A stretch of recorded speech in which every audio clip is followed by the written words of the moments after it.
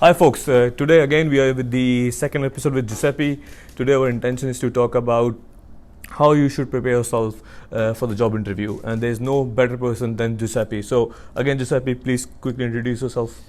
Hi guys, Giuseppe Borsellino here. So I'm a business director for Michael Page Procurement Supply Chain. I'm based out of our Birmingham office, so my remit and location is for the West Midlands and the Northern Home Counties. I predominantly look after senior management all the way to directorship level. Perfect. I think the first thing comes up when someone is searching for a job is preparation of the CV, right? So what's your top recommendation especially for the supply chain candidates? Absolutely. So CV, you should use this as an excuse to get you an interview. Yeah. So you need to best sell yourself on a CV. So I see a lot of CVs where they're very limited, and people are very conscious about this 2-page rule of a CV. Please don't let yourself limit to 2 pages. If it's relevant, please put it in. One big thing that I always recommend candidates to put on a CV is achievements. Yes.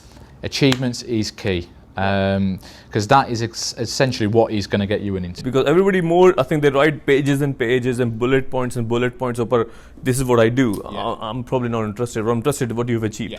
Absolutely, absolutely. And in all fairness, when you go in for an interview as well, which hopefully this will be a tip for candidates, is those are your already made answers. Yeah. Because more often than not, when you go into an interview, they're going to be competency based, and a lot of clients will have similar issues in their supply chain. For instance, give me an example of where you've reduced inventory, for instance, and you've got that in the CV. All you need to do is feed off that particular line in the CV, but then to build around it in terms of this is what the situation was. How I did it was by doing X, Y, and Z, and the result was I reduced inventory by X amount. No, perfect. I think then I've seen some people, again Dubai experience here. Mm-hmm. People just turn up for a job. And I asked the question, have you read the job description? And see, it's astonishing, it's annoyingly, like 60% people, they don't read the job spec. Yeah. So what I'm trying to ask a question here is, so before people go for a job, so what are your top tips in terms of preparation? Company research, reading job description. So what are the top tips you want to give? Yeah, absolutely. So research is key. Yeah. So doing your homework on the business. Whether it's a particular division of that business as well, please don't just overlook that, because a lot of people just go onto the web page and that's all they see. Yeah. But if it's for a particular division, please try and do a bit more extra research on that particular division.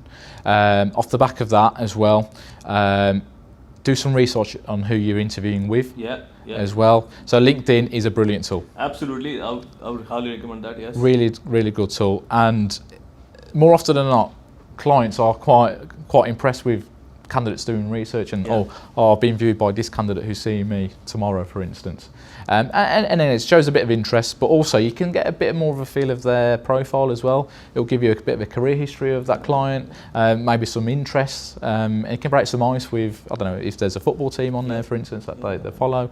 But yeah, always do your research on the business, who you're meeting with, and the job description as well, in terms of understanding exactly what you're going in. Yeah, and I think it would also help if you understand the product, what they make or the service they offer. That will help, showing that you've done enough research to do that. So that's in. So now we work with a great partner or a recruitment agent yourself. Giuseppe got me an interview right now, so I'm going for the interview. So what are my do's and don'ts? So what you need to do, right? Speak to your recruiter. Get a good understanding of what the interview is going to be. Yeah.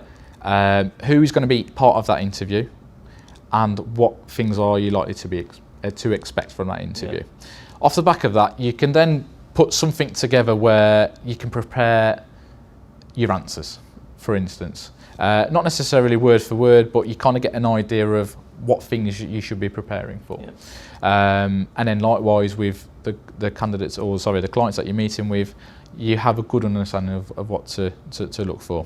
Once you're at the interview, dress code smart. Always be smart. Yeah. Not necessarily have to wear a tie or anything like that, but if you can go suited and booted, that is definitely a first impression counts. Absolutely. And don't get me wrong, there are depends on what industry you're in. You've got the retail industry, for instance. They're very more relaxed. they're very more dressed down environment. But again, understanding your client, you should relay that back to your candidates and vice versa. No, Giuseppe, it's been brilliant talking to you. As always, I think I just want to thank you for your time. I aim to do knowledge videos and interviews with procurement and supply chain professionals and leaders.